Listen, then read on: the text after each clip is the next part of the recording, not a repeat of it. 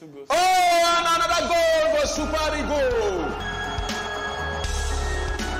This is Premier Sports Center. Leave it anywhere, take it anywhere. Don't forget to subscribe. Remember to click that subscription button.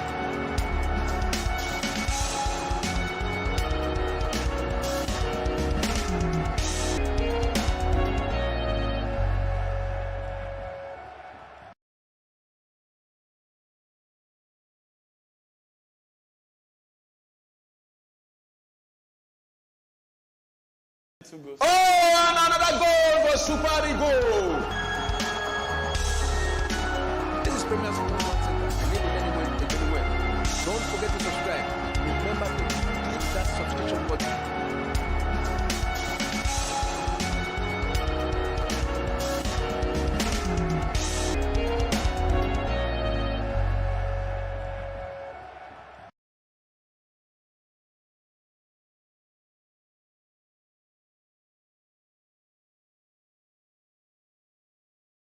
Oh, and another goal for Super Eagles. This is Premier Sports Center. Leave it anywhere, take it anywhere. Don't forget to subscribe. Remember to click that subscription button.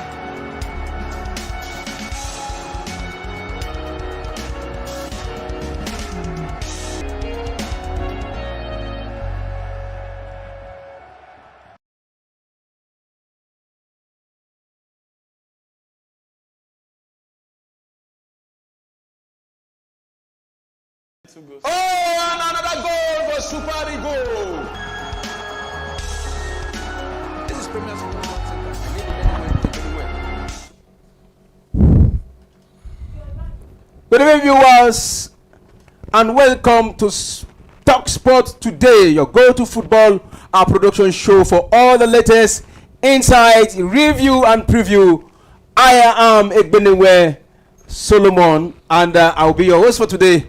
And in my far left, I have with me Ademola, the great analyst. How do you do today? Oh, good evening, Solomon. Good evening. It's a full studio tonight, and it's always a pleasure being on Friday, to discuss football, and not just football alone, other sports around the world. So I'm really happy being here with you guys. All right, and in the middle, you can see him glittering white. It is Dr. Ademola. How do you do today? Good evening, the Gaffer. Nice to be here with you. Good evening, Shegun. Good evening, Yemi. And good evening, viewers out there. It's great to be here. Of course, I'm sporting white, but this white doesn't represent the other side of Spain. It represents this studio. This is Premier Sports Fan Center white. Right. So we're going to be talking sports. We're going to be discussing events of the past. We're going to be talking about things happening tomorrow in the tomorrows of sports.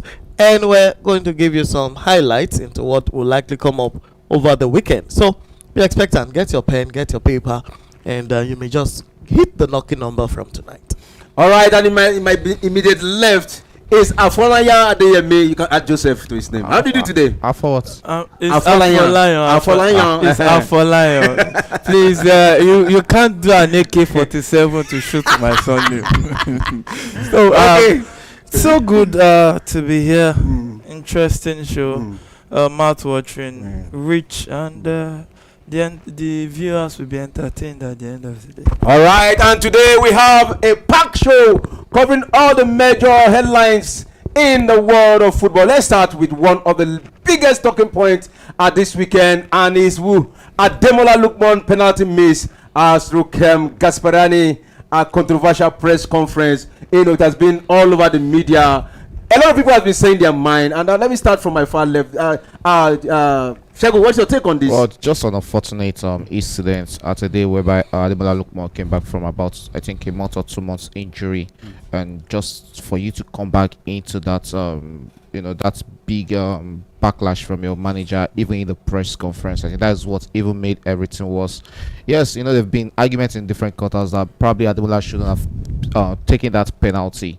But also, he also came out to drop a pressure about it that yes, it was the penalty taker, that is Retugi, who asked him to take that penalty responsibilities, and he also stepped up for it into the press. It's one of those things I don't really like or don't fancy about Italian managers, because they're always outspoken. They speak it the way they see, like what's it called, even Gasper. Because when you look at it, Retugi for about 60 minutes of that game, he was almost absent in that game. Probably that confidence to take that penalty wasn't there for him. That was why he shifted it to Ademola Lookman. Ademola Lookman haven't played about 5 penalties for Atlanta since joining. He lost just one. That was the second penalty he'll be losing for Atlanta. So I think it was a big embarrassment from the manager, and it just reminds me about what happened to Victor Osimhen at Napoli all over again. And it's just normal the way Italians actually think and the way they run their teams. All right. I see this has really sparked a lot of in the media. A lot of people are talking here and there, but the Champions League itself, was Atlanta was actually edged out, but his statement, not edged out. Yeah, they were knocked out. They were knocked out. They were dehuman. Went to the press. I think he's an experienced coach. He could have done better. Maybe he was still in that shadow that lost to Club Brugge, and he just came to that presser having the skills to slander your player like that. There's another manager, Consensa of Juventus, of AC Milan. I beg your pardon. What he did was to absorb the blame. Even when we all saw that Theo Hernandez shouldn't have dived, or maybe should have been more careful not to get that red card that actually ended this team's journey. So when you look at things like that, I think the best thing now is, I love the message Ademola Lookman put out. The message was very respectful, really short. The next thing I want to see is Gasperini coming to the press, apologize, and just put your house in order, because now they have a title to chase. You need Ademola Lookman. Now look at it. Let's not be like the guy in Manchester United, whereby you have issues with players, you ship them out. Now your key guys are injured, no one to call to except for academy guys. You need to be wise. You need to be really so he needs to settle this, put the house in order, bring Ademola Lookman into the fold. It's like it should be like a father figure. Okay, fathers make mistakes, call him to a cup of coffee or something and settle this so that football can move on. All right, Doki, was the statement, was it too harsh, or does Lookman deserve that criticism? Well, if a lot has been said about that matter, and I just have a little to put into that statement. The coach was definitely mature in his conversation, and as old as he is so immature in that conversation. You don't call out one player out of about 16, 17 that played the game. He had about 4 substitutes or 5 in that game, and this guy came in second half when they were 3 goals down. He made it 3-1, and he had the momentum. What do you expect? If you play football regularly, you know that the last player that came in that scored is likely going to be in the best confidence position to take the penalty kick. Rotigui was already down. He was downcast. The way he was been shooting blanks. He's not even shot at goal till then. So this guy, you are fresh and you just scored the goal. The momentum is made to you. Go ahead and take the shot, and then the coach will come out and start calling Demola out. Why in the world would you do that? You lost the game. Demola was not in the first encounter. You lost the first encounter. You lost this from the first encounter. He wasn't there. And then he's coming in to play 1/4 of the house. And then you're calling him out for an error that anybody in 87 World Cup had to play. Come out to the press and berating your player that way, because you're just going to reduce the confidence level on the player. I think there's been that move to PSG that we expect him making that move at the end of the season. There have been a lot of clubs on the shoulders on that PSG deal. I think that one might not really happen again, because they spent a lot of money on Kvaratskhelia, and they have Barcola and the way on that same position, so it might find it hard joining PSG. But he can also come back to the English Premiership where he started his career, because right now he's in the prime of his career, and he will surely walk into some of the big teams like Arsenal. Liverpool are trying to move on from Mohamed Salah, and he can always be the next big team for Chelsea. Them. So it's going to be a big miss for Atlanta themselves, because how are they going to feel that they are not learning from the mistake Napoli made with Victor Osimhen, because they are still suffering from that old Victor Osimhen left in that squad. Talk less of a modest team like Atalanta. I won't really know much about Atlanta, if not for Demola scoring that in the Europa League final. That was even the first trophy Gasperini was going to win in his career. But whoever have known Gasperini throughout his coaching career will know that yes, he's a coach who goes out to talk he doesn't hold back. He talks it the way it comes to his mind. There's no filter in his throat. So that is the issue. Come end of the season, I really expect Ademola Lookman to actually leave Atlanta and make that move back to England or try going back to the Bundesliga. One of those two leagues will actually do the magic for him. But I really want to see how he reacts this weekend for Atlanta. The best way to react is by scoring. If there's another penalty this weekend, probably pick it up again and put it into the back of the net. That is where you react. All right, thank you very much. Thank you very much. I think the latest news reaching us now is Gasparani, about him resigning, but he has been pleaded. The president of the club has actually played with him together with some of the big names. He wanted to resign. Yeah, he wanted to resign because of the pressure. He had a lot of pressure. If you're not subscribed before, please subscribe. Let's dive to the next one, which is some of the match review. First of all, we'll look at Mbappe scoring a hat-trick against Manchester City. Yeah. And you're wearing Let me start with you. It was a Los Blancos. That was a shocker to you in particular. I don't want to talk about the victory yet, but about I think he's currently in the form of his life with with Real Madrid. The standards people set for Kylian Mbappe is so high than what is set for regular players. You look at the club he was coming from, the caliber of player he is. That is why even after scoring over 20 goals, a lot of people flop at Real Madrid. But he's coming in thick right now. I think that's combination between him, Vinicius Junior and Rodrigo is already growing. They are forming that understanding. It's getting there right now because at the start of the season when he joined Real Madrid, both him and Vinicius, they are players who just love being on that wing. But right now they've understand each other, how to be a bit dynamic up front, switches position, and that switching, the way they switch position causes confusion for their opponent. You can see that beautiful second goal he scored against Manchester City. The way he took Valor away from, he swept him away. It just reminds me of that. Reminds me of that Lionel Messi against Valor at the World Cup between Argentina and Croatia. So he's already in the thick of his form right now, and it's going to be a big problem, not just for in the Champions League, because right now when it comes to knockout stage, it's always a different Real Madrid Champions League. They are currently the best team in the Champions League this season, and so Mbappe coming in form right now is not just a problem for the Champions League. Even in La Liga, it's a big problem and a big worry for the mistake by the top by mistake team right now. So they have to just find a way to undo Kylian Mbappe's situation. But it's good enough to see the Frenchman coming into thick of it for Real Madrid. All right, we can't. Get to you. Let me ask Doki this question.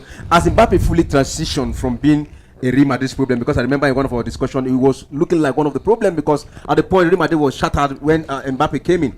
Has he really transitioned from that being Real Madrid's problem to one of the heroes?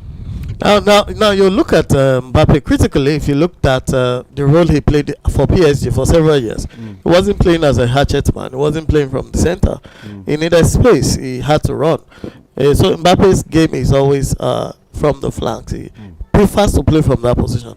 Unfortunately, in Real Madrid, Vinicius is occupying that position, so he had to play from the center. And initially, it was difficult for him adapting.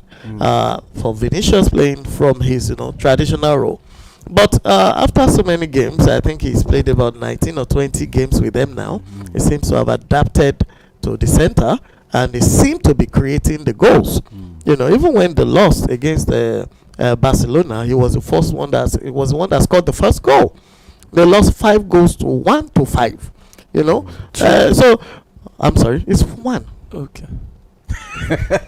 They suffered, and they will suffer again. Unfortunately, who think some people are on top of the league table by mistake? They will eat their words. They will make it into a camel and put. In fact, they won't have sugar to put. They will drink it raw. But Kylian Mbappe, coming back to Kylian, I think Kylian is always on a FIFA grading. Kylian should be on like 95, 96 in FIFA. However brilliant Vinicius might have been, he's still not as strong as Kylian, because he has power, he has speed, he has pace, and he has the shot. And the shot has direction. So he has very, very powerful qualities, and you could also tell from his build. So that if he can put all those things in motion, he will be almost unstoppable.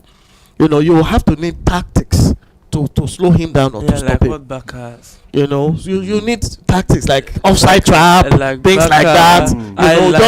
Just highline and things like that. But to do 1v1 with Mbappe, as a defender, even Van Dijk in his prime will find it difficult catching up with Mbappe. All right, sorry, Yemi, this question is to you for you now. You know, what went wrong for City, and why do they keep falling short when they play against Real Madrid? The thing is, let's not forget they defeated this Real Madrid on route to the final.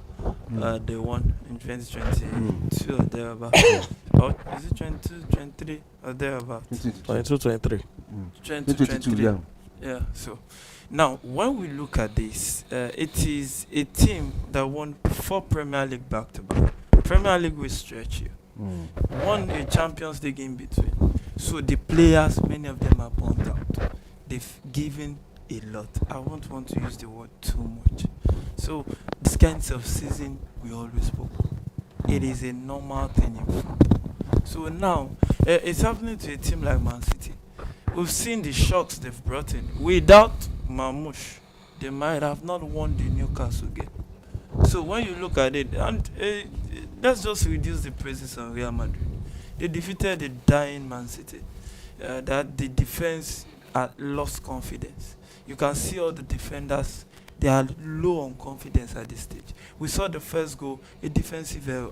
So the morale, the psychology behind the Man City team generally is down right now.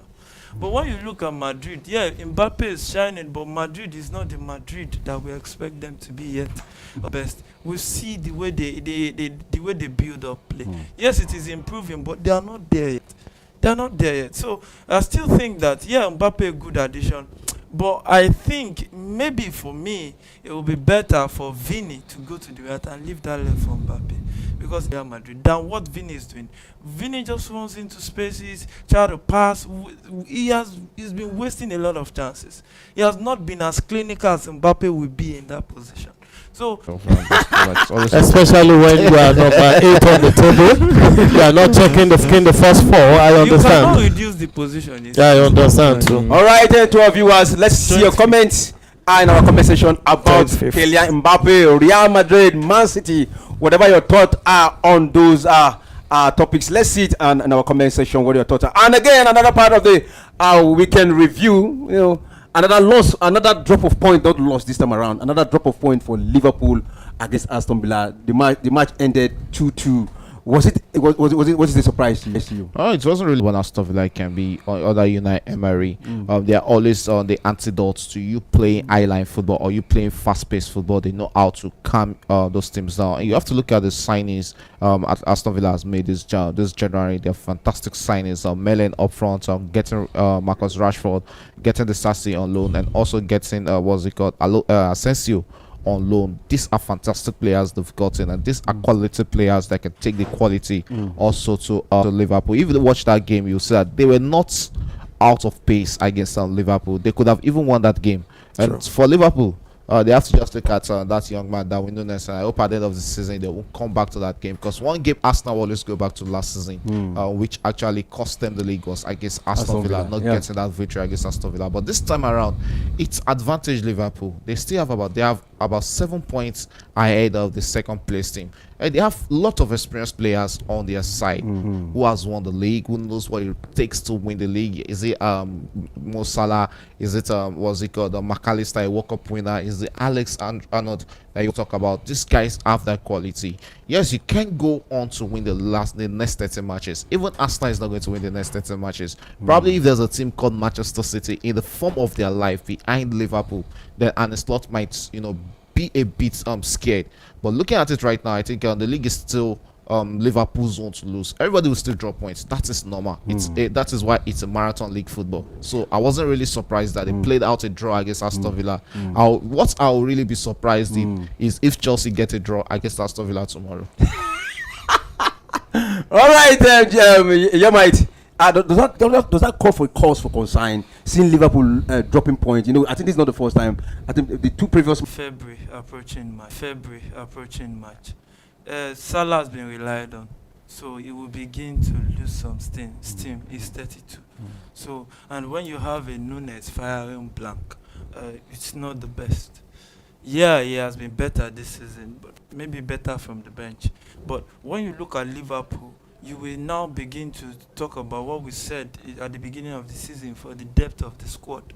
When Salah is not performing now, can you bring Elliott and give us something close to what Salah can give? I doubt it. That's the issue. Now Salah is carrying that team on his shoulder, carrying them. But for how long? A 32-year-old player. So when you look at Liverpool now, they still have a final. They have a Champions League game. Now, you will exert a lot of energy against that young PSG side. If you conquer them, you go face either Atletico Madrid or Real Madrid. That's another mountain. And on the other hand, you have the Premier League. Everything will stretch you. I think that's what Man City is suffering from. Because they will stretch you to the barest minimum. So when you look at this, you will look at it that Liverpool now, I think they will really maybe January. They could have. Especially the attack line. Especially, and apart from the attack line, is not always available. if Ryan drops form in Liverpool will suffer. Because there is, even Endo can't do what Ryan is doing right now. If you check, Ryan has been one of the most, if not the best midfielder this season, all-day midfielder. If that guy drops form, Liverpool will suffer. Not just injury, drop form. So when you look at this, you will see that the Liverpool hierarchy didn't really do the best they should for Arne Slot. You can't be topping the table and not recruiting in January. That was the mistake Arsenal made. I think last season was even this season. I was going to say that because when he said Liverpool made a mistake, I was going to say, what then do we say of Arsenal? We can't really say Arsenal is serious. Arsenal were lucky to get a victory against Leicester City. It's really going to be another hard game against West Ham this weekend. Yes, West Ham might look like a team you can always go to and get a victory, but don't forget they have a new manager in Graham Potter. It's not Lepotigi who is their manager this time around. So coming up against Graham Potter or West Ham is another different ball game. So it's so dicey for everything. Even Manchester United, I looked at the next 13 games for Manchester United and I'm seeing them relegating. It's very much possible. I don't think they will. They are 12 points off relegation. Yeah, those teams beneath them too. What's the assurance that they will get those? Oh well, they can get four. They can win 4 games and catch up. I think United is in a very, very dicey position. I don't. I've seen it. The fixtures are not. They are tough fixtures. But one thing you will look at too is Diallo is out. Yeah, for the season. For the season. That's when their guy. But I think Ugarte will be back maybe 2 weeks time or a week. Are they playing the same role? They can pack the midfield and try to rely on the pace of Zeze. You can switch to 4-4-2. How many goals Zeze and Ojino going to score? No, you can switch. You know the goal now is not to go to Europe. The goal is to try to win the Europa League and try to stay in the league. Winning this Europa League? I'm saying try. Zedakman is going to kill them. I just hope you watch the Zedakman. I saw them against Gala. You should have seen them. You should have seen Zedakman. They were massive. I know. But when we look at it, we can't compare Arsenal. Arsenal is not a serious team. Arsenal is not a team that wants to win the league, as far as I'm concerned. So when you want to talk about it, they prefer to calm down and just go to the summer. Leicester did it at a time. But just try win it once. Yeah, just look for a corner kick, set pieces, and bring all the Saliba and the Gabriel, bring every angel. Good luck with that. Anything. All right, thank you very much, guys. Let's go to the next one, and that is the preview of the matches. First of all, we'll look at the big one for the weekend. That is the match between Manchester City versus Liverpool. Arsenal fan, do you still have hope? Am I an Arsenal fan? We know now. But here, let's go on. Let's go on. We know that you are an Arsenal. I can see you. No, see, for giving for. I have evidence. Let's move on. The way your body used to pepper. You have evidence. What is your evidence? There's evidence. The video is on our page. All right. We'll get to that. So, what is your take? Let me start from Doki. Manchester City, Liverpool.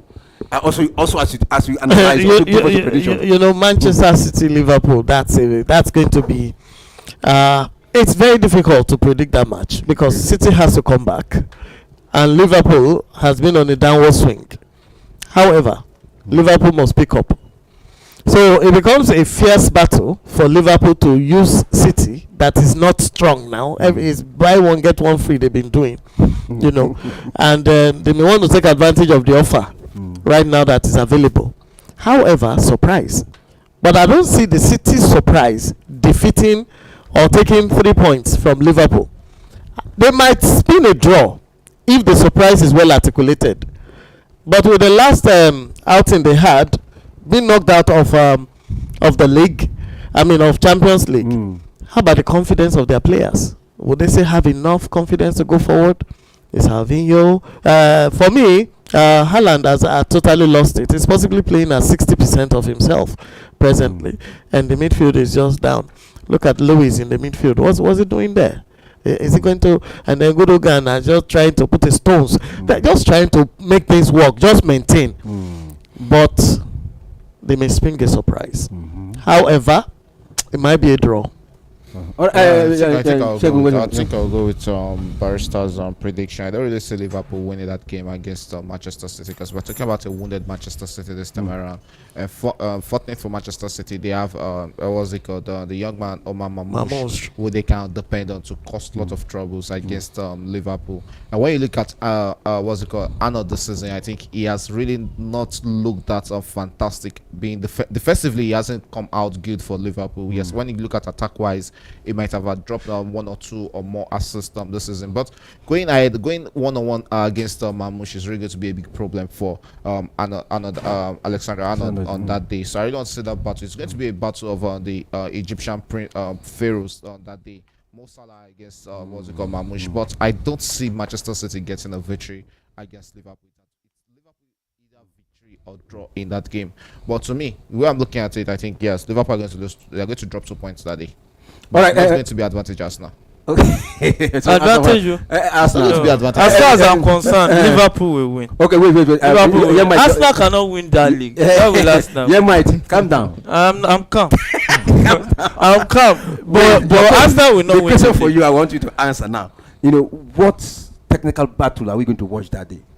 Watch out for that day. What between looking at the two side, their tactics. What do you think we should watch? What tactical battle do you expect us to watch out for that day? Okay, when you look at Arne Slot, the way he plays a 4-2-3-1, for which there's a shield in the midfield and gives the wingers a lot of expression to do. But when you look at the way the wingers are being burnt out now, the pace of Mo Salah as well. A lot of goals came from Mo Salah this season. Why?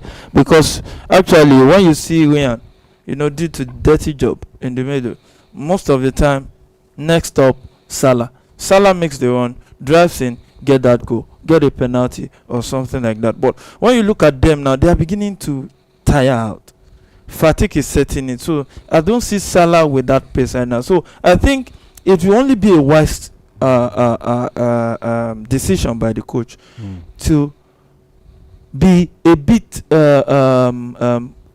I won't say pragmatic fully, but be a bit sensitive to exploit spaces that, because Man City is a team that is low in confidence, and when a team is low in confidence, they do a lot of mistakes. One, number two, they give you a lot of space. So what you do is reduce the energy the players will burn and just take advantage of the critical moment.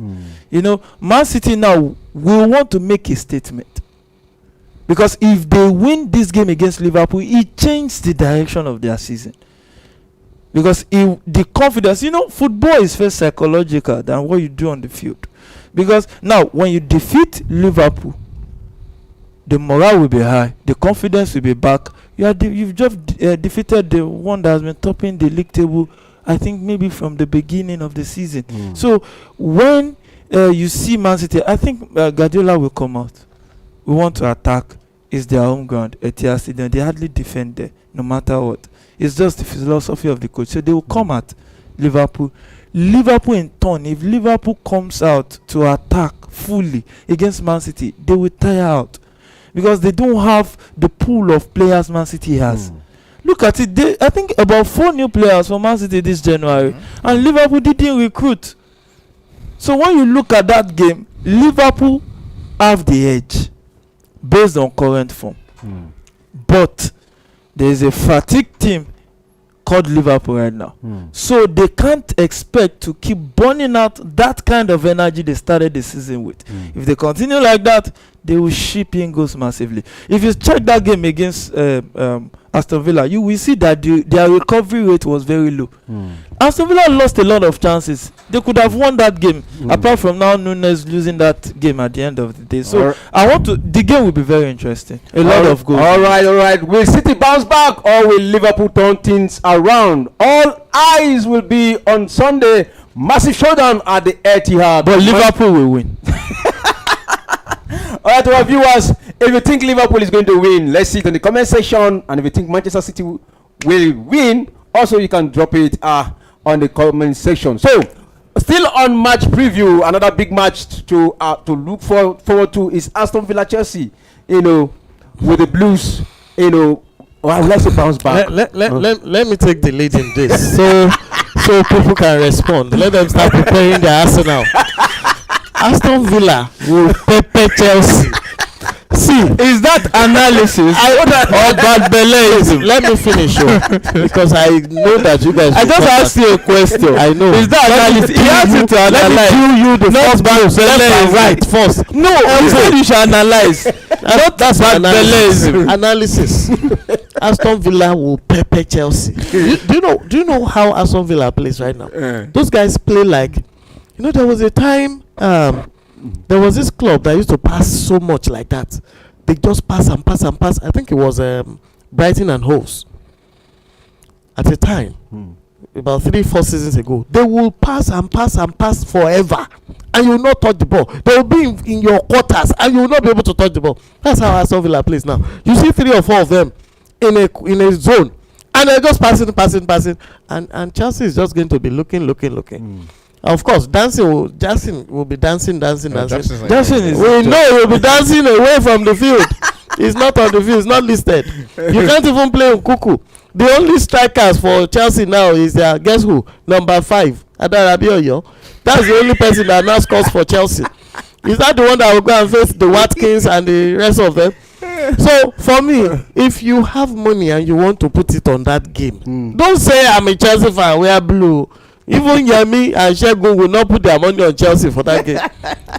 Because for me, that Aston Villa team is pretty strong. Look at their position in Champions League. All right. They qualified for Champions League second round without any issue. And now they are facing, what's the name of this small club? They will defeat that club. Well, I beg to disagree. Can Chelsea overturn? I have a reaction. Can they overturn their away I'll come to that. Okay. I think I beg to disagree on one thing.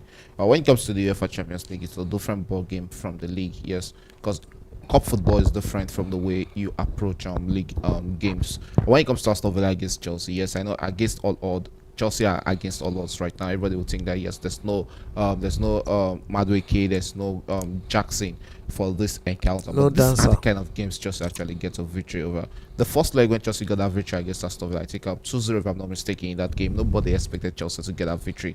But when you're playing against a rigid team, teams that chose to sit at the back, that is when you get the best of Chelsea, because they will always come out once they are holding onto the ball. They are suffering their opponents from getting onto the ball. And remember one thing: for all Chelsea has played bad this season, for all Chelsea has lost game this season, it's not like they look lost when it comes to possession in these games. They hold onto the ball perfectly, but the mistake at the back has been what has really cost Chelsea.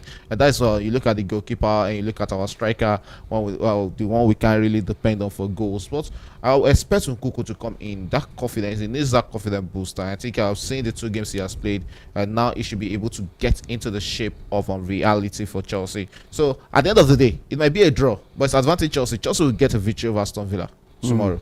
Wow. All right. You can hear that from Shegu. It's because he's a Chelsea fan. It's not because it's confident about it. I already explained it. You'll be shocked if Chelsea will come out with a point. If Chelsea gets a victory tomorrow against Aston Villa. That's exactly Chelsea what will we said. get a victory against Aston Villa. Aston Villa are not defeating Chelsea tomorrow. It's not So Chelsea will shock you. All right. What is your take on this? It's a banana peel. Realistically, Chelsea is struggling to get goals. And you can't really see Chelsea being dangerous in front of goal. All they do is keep possession, and without due penetration, without proper penetration into the defense. So when you look at this, you want to say that, a lot of new changes will pop up. Maybe new tactics, moving right and left around the box. But it doesn't look clear. This is a team that just held Liverpool at 2-2 at home, and they are one team that they're very, very good at home. Very, very extremely good at home. So this season has just been a shaky season for them, and they've recruited, brought in Rashford, brought in this former Real Madrid forward, and when you look at them, Asensio, they can hurt Chelsea. In fact, the game, as far as I'm concerned, I don't see Chelsea not conceding in that game. No, just Amen. So the way it looks, it's just Somebody a game say that I will hallelujah. sit on the fence on, because anything can happen in that encounter. But Amen. Nkunku for me is not doing the striker job, and he's not a striker. He's So I not don't striker, blame. so yeah. Shegun, so is Enzo Maresca under pressure, or should he be sacked if Chelsea drop points again? I think if it comes to being sacked, sack is not in the dictionary of the Chelsea board right now. So we have to just keep hold with Enzo Maresca for the next 2 seasons. Before they make a review of Enzo Maresca, it has to be towards the end of 2026. So for now, we just have to make do with whatever we have. And I think the board really sets Enzo Maresca for failure. The board and the sporting directors, they really set him up for failure. Because January, before the end of the transfer window, he was also shouting, he was also crying that there's a need for striker. And in this last press conference, that was before tomorrow's game, that is what he did today. There was shouts, or he was also making out those cries that there's the need for physicality in the Chelsea midfield. So this is a manager softly telling the sporting directors what he actually needs. So it's about this season ending, and he also said it in the press conference that priorities for Chelsea this season, it's not even top 4. It's just to go to Europa League. So if Chelsea are qualifying for, that was why there was all that cry when Chelsea were at second. And so we are actually not in the title race. And fortunately for us, it actually came to our eyes, and we can see it, clearly that right now that yes, we are actually not in the title race. But I still think we can find ourselves in the mix for the top 5 and finish in the top 5 position come end of the season. I just need him to just be flexible with his formation. You don't have to be rigid. You don't have to be one-dimensional with your formation. So going tomorrow, I don't see Chelsea sacking Enzo Maresca with anything happening tomorrow. He will be there 2026, 2027. Only relegation. At the point we saw what Enzo Maresca brought to Chelsea. At the point we were feeling that Chelsea at last have gotten it right. Even though Enzo Maresca himself said this team are still in transition. But we saw it, the fans were happy, we have arrived, and what actually went wrong? It was getting it right. What actually went wrong that Chelsea started dropping?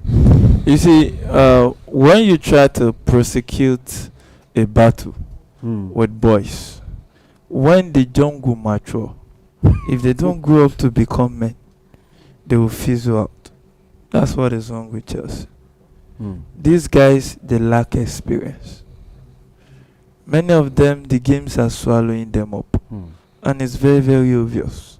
But one thing that we have to say is that even the owners are not helping Maresca. I don't have any issue letting some players go. But the issue is not bringing players in. We need a midfielder. You can't go and bring a 19 years old that has no experience, that needs a lot of growing up. So it's just like the board are not serious. They are beginning to look more like Arsenal. And it's very clear, Arsenal to Tottenham level, whereby you build up young boys, you sell them and make money, and you leave trophy for the ones who are serious about making history. So with the way it looks right now, Enzo Maresca is not going anywhere. That's certain. And Enzo Maresca is not a bad coach. You can only make do with the tools you have. He won't enter the field to play with them. The tactics most times are right. It's just, I don't think there's any game apart from the Brighton game this season that they Chelsea didn't have a shot on target or create good. Even against Brighton, they created chances. Is it Maresca that will convert them? Chelsea has one of the highest chances created in Europe this season. Is in Maresca, the main essence of coaching, you create chances. The job of the player is to convert it. So if they are not converting it, then what did Maresca do wrong? So I think that the board set him up for failure. and he's falling to it. All right, and you can hear that from Chelsea, Aston Villa. Other viewers, will leave that to you. You can also comment whatever your thoughts are on this issue. To all Chelsea fans, yeah, you can also send your thoughts to our comment section. Let's quickly go to the our last topic for the day, and that is the Champions League draw that was done today. You know, and it is clear we know who we face. These are the champions. Yeah, these are the champion. Yeah, and at last, round of 16 is set. When last have you been the champion? The first match for the round of 16 will be played on Tuesday 4th and Wednesday 5th. Yeah, 16 teams will be played. I mean, they're going to play four matches. Yeah, four matches per day. You know, so PSV will be logging on against Arsenal, Real Madrid against Atletico Madrid, Paris Saint-Germain versus Liverpool, Club Brugge versus Aston Villa, then Benfica versus Barcelona, Borussia Dortmund versus Lille, Bayern Munich versus Bayer Leverkusen, then Feyenoord versus Inter Milan. That is Tuesday 4th and Wednesday. Then the second leg will be played on Tuesday 11th and 12th. Yeah, Tuesday 11th and Wednesday 12th. That's the second leg where they play away and at home. So what do you have to say? I think for this Champions League area, some people need to leave the studio so that the rest of us can talk. If your team that you represent is not playing in Champions League, leave the studio, leave the set. Now the thing is, we're not even allow you to the teams they represent. They say they are in the Champions League. You know, see, there's no difference between the team that didn't go and the one that acted like a passenger that got that Solomon please that didn't even have access. Let back to back now they want to have seniority in this house. Just imagine this team that they are trying to criticize the team that they not qualify, the child that they gave birth to last time Barcelona won the Champions League. He go down there. He's 7 years old. I'm 8 years old. Hello. But they won the Champions League. What we're saying? They have higher records of winning the Champions League. Who won it last? Gaffer. 2021. That was when Chelsea won it. See, when has it? Solomon. It's not about. You see, when people know they are not qualified to talk. You see, in our society, the adults will say, where adults are sitting down eating, a child cannot just go and dip hands into their food unless he's invited. They're uncomfortable because Chelsea is not in the Champions League anymore. Were they there before? Are you in the World Club Championship? Make us come back. Are you in the World Club Championship? You should be quiet. Are you in the World Club Championship? Let us the first of playing its kind. Champions League. Let us talk about Champions League. You will sit there in Camp Nou and watch. No, next season you can try. Sorry, next season you can. All right, Turkey just call for some respect. They are in the Champions League. Thank you. So thank you. I think we've given your respect. Yes, but let's thank wait you to the end, because the day Barcelona will lose here. It doesn't matter. We are already in the second round. That day when you come to the studio, we're in the second round of Champions League, having eliminated over 30. That started with 36 teams. There are only 16 left. 20 have left. All right. So respect, Turkey. Thank you very much. Respect, Turkey. Thank you. Give it up. I'll give you your flowers. Respect. You guys should form guard of. All right. Go back to no, I'm the one talking now. For being in the second round. Yes, give us. I want to hear something from Turkey. I want to hear something from Shego. I want to hear one analysis from you. Shego, you just seen the 16 team that have actually qualified. We've seen the. Yeah, so which of these 16 teams do you think can get to the semi-final? The four teams that you can pick out. Look at it, moving to the semi-final. I think it's a tough one between PSG and Liverpool. That is going to be a dicey one. PSG are really getting into the form of their life right now. You see those girls from Ousmane Dembele, Kvaratskhelia looking like a magician for them this season. And against the Liverpool side. Yes, also against the Liverpool side, who are currently, they have to pick which one are they going to make their priority. Is it going to be winning the EPL or winning the Champions League? So I think I will be choosing PSG from that first game.